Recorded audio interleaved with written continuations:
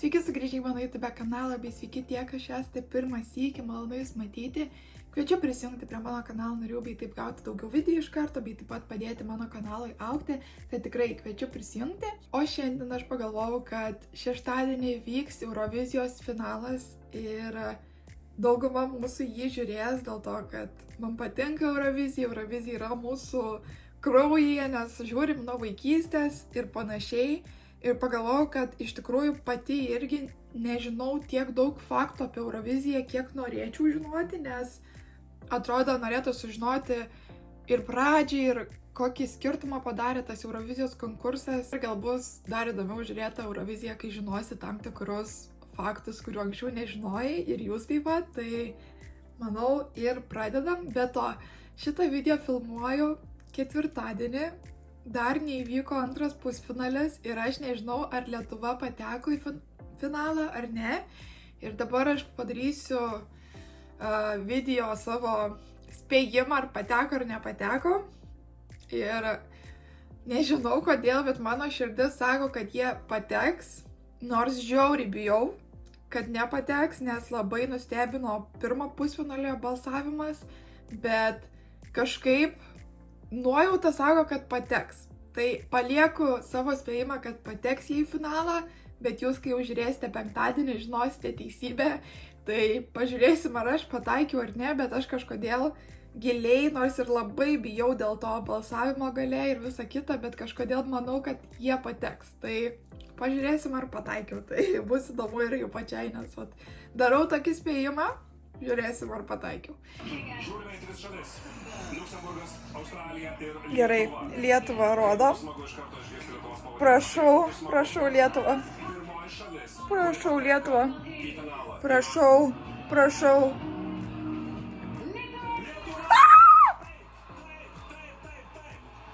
Iškart pirmi patekom į finalą. O, maga, kaip gerai.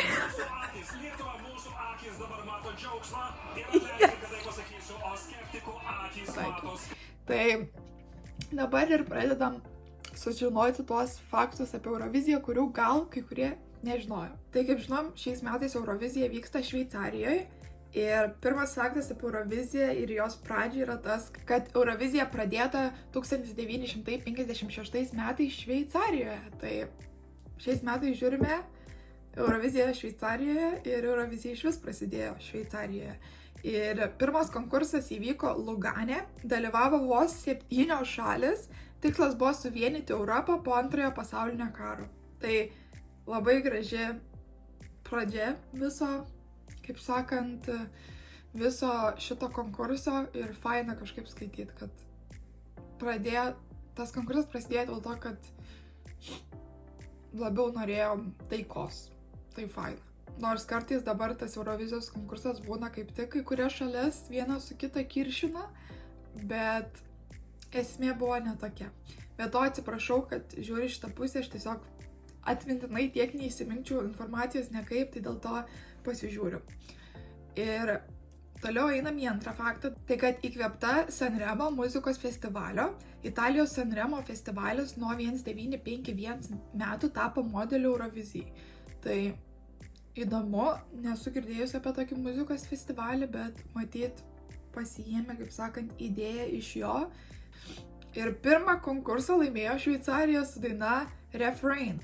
Atlikėja Liz Asija tapo pirmąją Eurovizijos nugalėtoją. Tai dabar žiūrime Euroviziją Šveicarijai. Šveicarija pradėjo konkursą ir Šveicarija laimėjo pirmą konkursą. Tai labai fainiai, nes kažkaip taip sutapimas, kad viskas Šveicarijai šiais metais. Pirmose konkursijos šalis galėjo siųsti po 2 dainas. Wow! Vėliau buvo apribota iki 1 dainos kiekvienai šaliai. Čia įdomu. Įsivaizduoju, dabar siųstų po 2 dainas. Pavyzdžiui, 2 pagrindinius, kas buvo viršuj, išsiųstų Euroviziją. Tai šiais metais būtų Katarsis ir Island Chico su Drobė lygtais antroje vietoje buvo, tai įsivaizduojat, išsiunčia abu. Geras būtų. Įdomiai šiai būtų, jeigu taip sugrąžintų tokią taisyklę. transliuojama nuo pat pradžių. Tai vienas seniausių vis dar vykstančių TV renginių pasaulyje. O, žodžiu, iškart, kai tik prasidėjo Eurovizija, iškart ją transliuodavo visiems. Tai irgi geras. Tai čia labiau sužinojome apie visą pradžią ir istoriją šito konkurso, o dabar pasižiūrim apie technologijas ir poveikį TV. Tai pirmasis spalvotas Eurovizijos konkursas buvo 1968 metais. Tai palaukit, prasidėjo konkursas 1956, o spalvotas jis tapo 1968 metais. Tai ilgą laiką jis buvo nespalvotas rodomas. Ir iš Londono transliuotas konkursas buvo pirmasis spalvotas tarptautinis renginys Europoje. Geras. Taip pat vienas pirmųjų gyvai transliuojamų renginių tarp šalių. Konkursas pradėjo išplėtoti Europos transliavimo infrastruktūrą. Tai irgi įdomu, kad tarp šalių, kaip sakoma, tą patį renginį rodo visuose šalyse. Tai irgi įdomus dalykas. Be to, Eurovizija buvo pirmasis renginys transliuojamas per palydovą į Australiją. Rimtaigi, Australija visą laiką, kol nedalyvavo konkurse, jinai žiūrėdavo visą laiką Euroviziją, nes jie fanai didžiausi. Ir tai padėjo konkursui tapti populiariu net už Europos ribų. Per konkursą testuojamos naujos TV technologijos, pavyzdžiui, aukštos raiškos transliacijos, LED scenos, dirbtinis intelektas balsavimo analizėje. O, geras, apie tai irgi nežinojau. Be to, tai labiausiai žiūrimas nesporto renginys pasaulyje. Aš sakau, Eurofanai yra stipriausi už visus, nes mes tikrai visi, kas mėgstam tą Euroviziją, tai visą dėmesį skiriam, kai būna tas konkursas. Kasmet jį stebi daugiau nei 180–200 milijonų žmonių visame pasaulyje. Oba. Įsivaizduokit, kai žiūrėsit finalą šeštadienį, kad tarkim, jūs vienas stebi tą konkursą, tai įsivaizduokit, kad su jumis dar yra 200 milijonų žmonių, kurie žiūri tą patį dalyką. Ir jie kalba visi skirtingomis kalbomis ir visi palaiko kažką ir, žodžiu, mes esam tokio didelio reiškinio dalis. Labai šiaip faina pamastyti apie tai. Taip pat man buvo labai įdomu sužinoti apie kultūrinę ir muzikinę įtaką, ta prasme, gal kažkokie, kaip sakant, pasirodymai ir laimėtojai kažką pakeitė. Tai apie tai irgi pasidomėjau. Tai ABBA tapo pasaulinė sensacija po pergalės 1974 metais su Waterloo daina. Jie tapo vienu garsiausių pasaulio pop grupių. Tai jo, irgi įdomu pamastyti dėl to, kad ABBOS muzika dažnai visur skamba. Yra net filmai Mamma Mia, kur vien ABBOS muzika. Tai keista pamastyti, kad jų pradžia buvo Eurovizijos scenai. Tai žiauriai įdomiai. Celine Dion laimėjo 1988 metais atstovadama Šveicariją, vėlgi Šveicarija, tai buvo jos tarptautinės karjeros pradžia.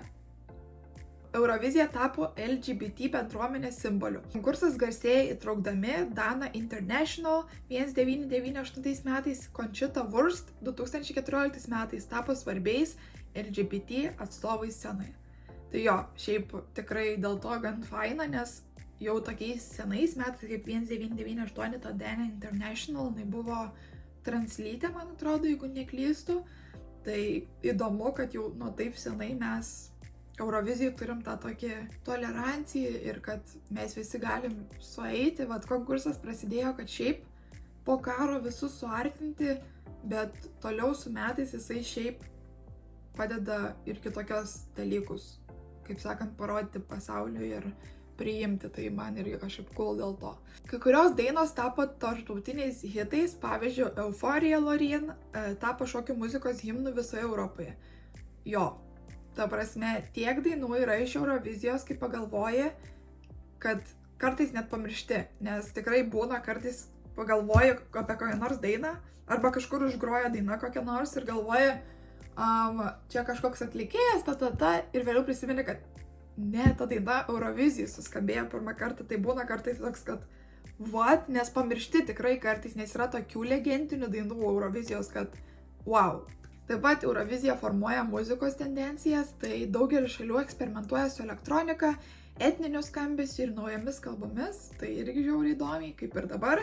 Šiais metais mes siunčiam grupę, kuri mums tokia naujesnio stiliaus muzika ir Kadangi nežinau, ar pateko į finalą, bet aš tikiuosi, kad Europai bus įdomu ir patiks. Keista, kai nežinau atsakymo.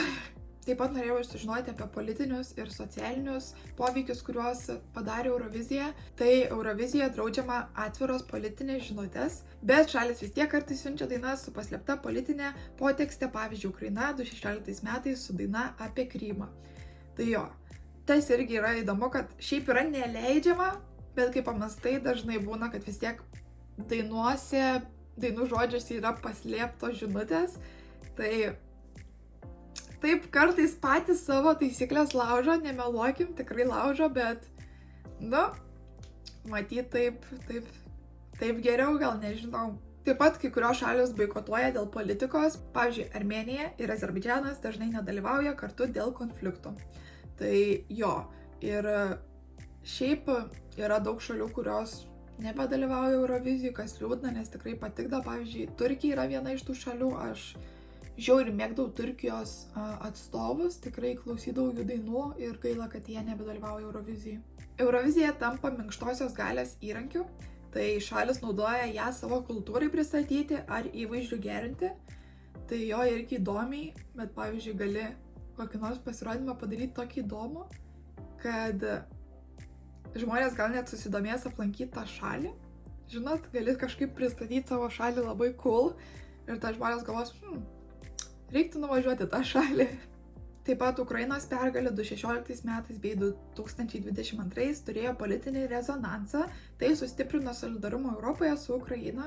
Tai irgi man gražus dalykas, žinau, kad kitiems nepatinka, kad politika laimi, bet, nežinau, man tai gražu, kad visi mes susivienijam ir sakom, mes matom jūs, mes palaikom jūs, varykit. Taip pat Eurovizija skatina kalbos išsaugojimą, daugelis šalių vis dažniau renkasi dainuoti gimtąją kalbą, kas šiais metais man labai akivaizdu, nes daugeliu šalių atvyko su savo kalba dainomis. Tai pirmas sykį aš matau tokį didelį kiekį atlikėjų, kurie dainuoja savo kalbą, kas įdomu.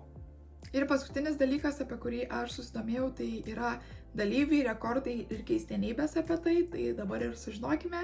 Tai Airija laimėjo daugiausiai kartų, net 7, iš jų 90-aisiais iš eilės, 92, 93 ir 94. Geras, nežinau, kad Airija laimėjo daugiausiai kartų, būčiau spėjus Švediją, labai keista. Didžioji Britanija turi daugiausiai antrųjų vietų, nors dažnai kritikuojama už silpnus pasirodymus, ji istoriškai labai stipri. Irgi nežinojau, aš visą laiką maniau, kad Didžioji Britanija visad būdavo gale, bet čia gal naujaisiais laikais, gal anksčiau, ta prasme seniais laikais, gal Didžioji Britanija visą laiką būdavo, kaip sako, antra, bet nežinojau to. Norvegija daugiausiai kartų gavo 0, bet taip pat laimėjo keletą kartų, pavyzdžiui, su Fairytale, Rybako. Būčiau spėjus, kad Didžioji Britanija daugiausiai kartų gavo 0, nes aš bent jau tai matydavau visą laiką.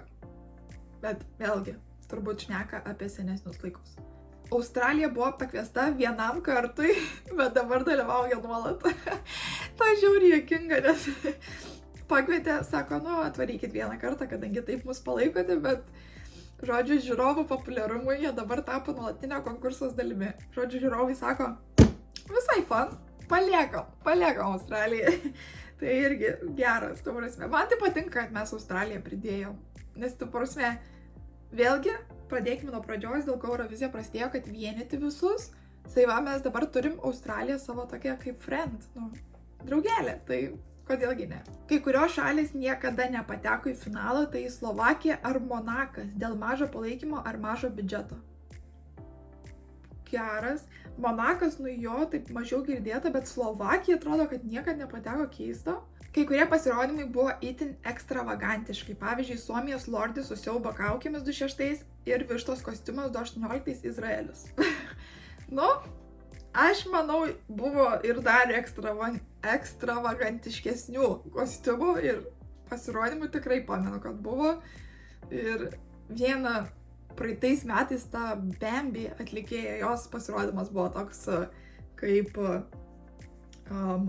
raganos kokios, toks įdomus, tai man jau tas būtų įdomesnis negu Izraelio. bet nežinau. Kai kurie atlikėjai dalyvavo kelis kartus, tai Loreen Švedija laimėjo 2 kartus. Tai tą, manau, visi žinom, bet yra ir daug kitų, nes dažnai būna, kai pristatogi šalis, mūsų komentatorius pats dažnai paminė, kad va šitas atlikėjas dalyvauja jau kelintą sykį arba dalyvavo prieš daug metų ir dabar vėl dalyvauja. Pavyzdžiui, šiais metais Lenkijos atstovė, jinai dalyvavo prieš daug metų ir dabar vėl dalyvauja. Tai šitas dalykas, manau, nutinka labai dažnai, galbūt rečiau, kad tas pats atlikėjas laimi 2 kartus kaip Loreen. Kai kurios šalis siunčia atlikėjus iš kitų šalių, tai pavyzdžiui, Celine Dion, Kanados pilietė, bet atstovavo Šveicarijai. Tai jo, tas dažnai būna tikrai ir aš atsimenu, anksčiau galvodavau, kad čia toks biški kaip apgaulė, kaip čytinimas, nes tu turėtum siųsti savo piliečius ir visą kitą. Bet nežinau, dėl to esu tokia šiek tiek 50-50, nes atrodo turėtum siūsti, savo ką turi, bet čia toks pamastymai. 2020 metais konkursas buvo atšauktas dėl COVID. Čia yra didžiausia mums nesėkmė, nes tais metais turėjom Rūp su daina On Fire ir visi mane ir sakė, kad Lietuva laimės tais metais ir būtent tais metais atšaukė Euroviziją. Aš vis dar negaliu pamiršti to dalyko, nes mes turėjom šansą laimėti. Mes turėjom šansą 100% ir freaking COVID. Tai pirmą kartą istorijoje konkursas neįvyko. Mūsų sėkmė Lietuvos. Mūsų sėkmė. Galėjom laimėti ir pirmą kartą istorijoje konkursas neįvyko. Eurovizija turi net ir vaikų versiją, tą manau daug ką žinom, tai Junior Eurovision Song Contest vyksta nuo 2003 metų ir skirtas jauniesiems atlikėjams. Kiek žinau, dabar Lietuva nebedalyvauja jame, bet anksčiau dainuodavo ir lietuviai. Kodėl dabar nepamenu dainų, bet žinau, kad toks vienas berniukas su tokiu vos ne Justin Bieber haircutu dainavo. Dar kažkuri dabar, kur populiari vedėja, jinai dalyvavo vaikų Eurovizijai, tikrai, anksčiau dalyvaudavo. Dabar man atrodo, kad nebedalyvauja, bet nesu įsitikinus. Tai jo, šie tokie faktai, kurių gal nežinojote apie Euroviziją, tai dabar gal finalą žiūrėsite kitom akim, gal šiek tiek būsite kažką daugiau sužinoję, jeigu nežinojo. Tikiuosi jums patiko. Jeigu patiko, būtinai palaikinkit, pasubscribinkit ir paspauskit tą varpelį, kad niekad nepraleistumėt mano video. Taip pat ekstra padėka mano šypsnėlės kanalo nariams. Ačiū, kad taip mane palaikote. Taip pat pasiekite mane Instagrame bei TikTok'e, ten visat jūsų laukiu. O dabar iki ir gero jums Eurovizijos finalo šeštadienį ir let's go!